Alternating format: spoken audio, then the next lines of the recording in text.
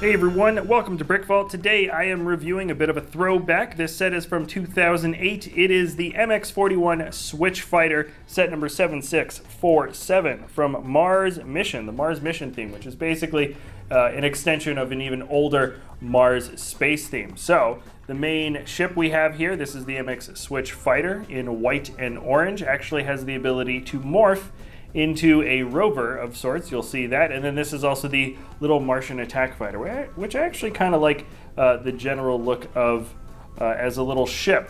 It comes with two minifigs, and it originally sold for 20 bucks or 15 pounds roughly in the UK. That was its original market price. And if you want to get it nowadays, I think used at its cheapest form is about 17 bucks to 25 roughly. And then new, you're probably going to pay closer to like 50, like if you still want it in the box. But anyways, yeah, this is the whole thing. And like always, we're going to jump into checking out the minifigs first. So starting off with the Mars astronaut, the detailing isn't too bad. A little bit dated, like always. Just the shading looks quite different nowadays as opposed to how they tried to do shading details. Actually, let me zoom in a little bit more. But the shading, you can tell, just doesn't look as contemporary. I suppose that's a good way to describe it. I do like the golden visor though. And then look at this expression. Heyo! Wow. It's almost like Exoforce, but more Exoforce-y than Exoforce even got. Huge mouth. You can see a little bit of silver printing for the headset, big old sunglasses, eyebrows, the whole deal. Very not Lego, but this is a Lego original theme, so it just doesn't look like that classic Lego style though. I'm glad that Lego doesn't really do weird stuff like this so much, or they put weird, funny expressions. They just match the art style a little better than they used to. If you want to see a full collection of these guys, I think we've done a collection video on this. Anyways, I'll link some of the classic space minifigure collections in this. And then also here is the alien. This guy, look at that. He's a chest burster. Not really. He's a Martian. He looks kind of like, I don't even know. He doesn't honestly look like any alien really from pop culture that I can think of. I was gonna say the alien from Independence Day, but no. Maybe a xenomorph, but no. Maybe a predator, but no. Not really. It's just kind of his own thing, and it's not that nice. You see his arms are actually molded to his sides. That's just one, it's two pieces. There's just the clip right here, that's it. And there's a reason for the hole in his chest, and we'll get into that in 1 second, but first I want to check out the Switch Fighter before his. So here is the fighter, and just taking a look at the general details, it's not such a bad shape for a ship. It's a little bit funny looking, a little bit wonky in certain places, maybe a little bulky, top heavy somewhat, but all in all, it's a fighter ship. It looks like a space fighter ship, and I think at the end of the day, as long as it's recognizable and it looks like how you sort of imagined a space fighter to look, then you're somewhat successful for sure. There definitely are pieces on this that I really like this is definitely a retired bit, both the windscreen and the bricks that outline it. Looks really nice though. Let me see if I can turn that down ever so slightly so it's not so overexposed. Not bad. Lots of sticker detailing, a bit much in my taste. I like it when Lego does less of this, like there's all these weird little notches and bits and pieces of mechanical details and all these little lines.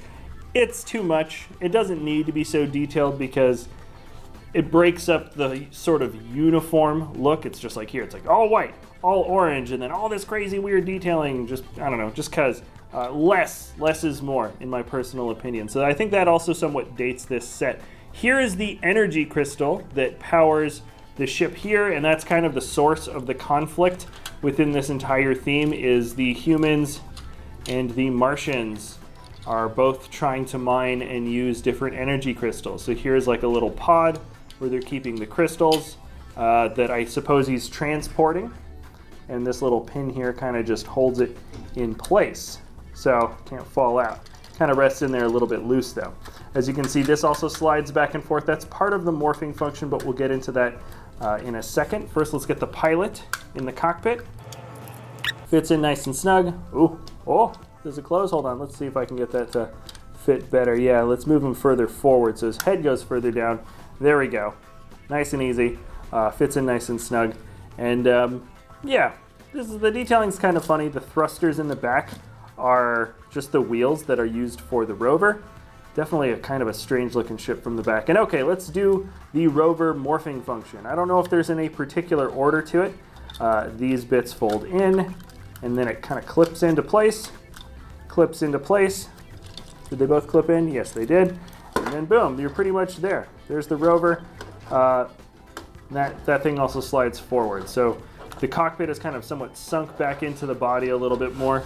And this is your land vehicle. So that's cool. I mean, obviously, from an engineering standpoint, it's like, why would your thrusters also be the wheels? But hey, it works for a set, it works for a model, and that's kind of a fun play function for sure.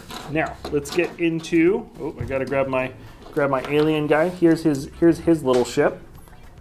Weird. I kind of like this shape.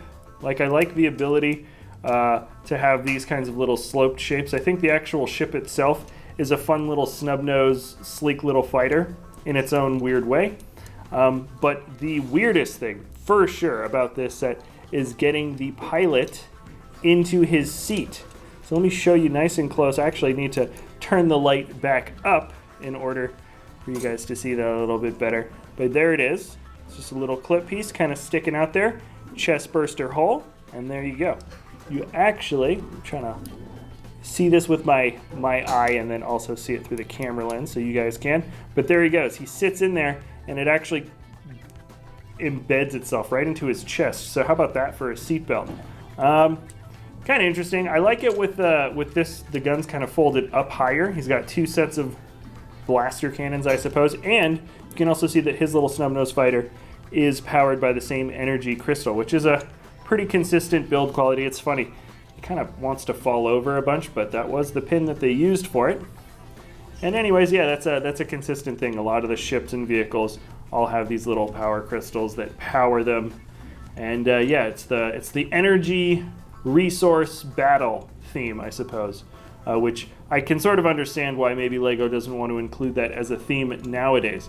Kind of funny, I do want to say, we got this used, and the guy, I don't know how this guy did this, but this sticker should be mirrored, and like this long bit should actually be on the inside, but it looks like we've got two of the same stickers, which means it must have come from two of the same, like two repeated sticker packs from this set, and they somehow, like, maybe he had two versions of this set, and when he was taking them apart and putting them back together, he might have accidentally taken both of the left-hand side pieces and attached them to this when we got it, so oops. And also, this piece here, this bit of detailing, it's the incorrect piece. It should actually slope down into more of a curved bit. We literally just got the wrong piece for this one there. So that is the unfortunate reality of getting used sets. This one was advertised as complete, and I think it literally just looks like an honest mistake where he grabbed a really similar piece and then he grabbed also, you know, just the accidental wrong sticker piece. But anyways, I think it actually pretty much works.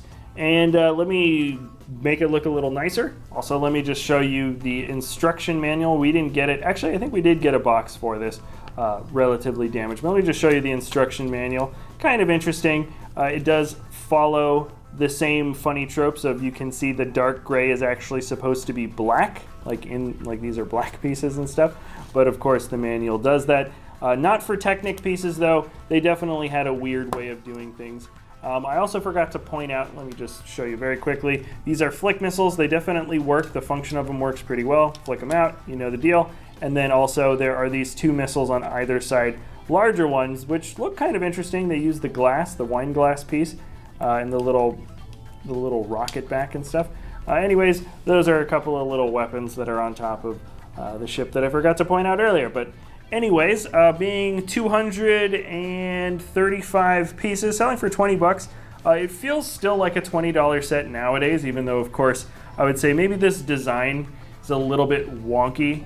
It suffers, I think, from the same thing that a lot of modern military vehicles that are amphibious and land, you know, like things that can do two functions, like go in the water and drive, or in this particular case, drive around like a tank and also fly. You don't really get the best of either world. It doesn't look like the most amazing starfighter. It doesn't look like the most amazing tank and or APC mining vehicle. So it kind of looks all right in both respects, but it's not particularly amazing in either. Still ambitious, and it certainly makes for a great play function for kids to kind of just play around with something that drives, something that swooshes. You know, it's a good play set for sure. This is actually kind of a fun snub-nosed fighter. And yeah, all in all, I'm glad that we got this. This is going to be part of one of our example sets for our larger classic space and everything space collection later down the line. Let me know what you guys think about this, and we'll see you next time at BrickVault. Hey everybody, just wanted to pop in very quickly, let you guys know that we've got a LEGO web store, www.brickvault.toys, where we sell the PDF step-by-step instructions for some incredibly awesome LEGO MOCs. I highly recommend you guys go check it out if you're interested in building something a little bit more high quality, way more detailed, and the revenue from the web store helps support us here at the channel, as well as the designers that build these awesome LEGO creations. So anyways, thanks again for watching, and we'll see you next time at BrickVault.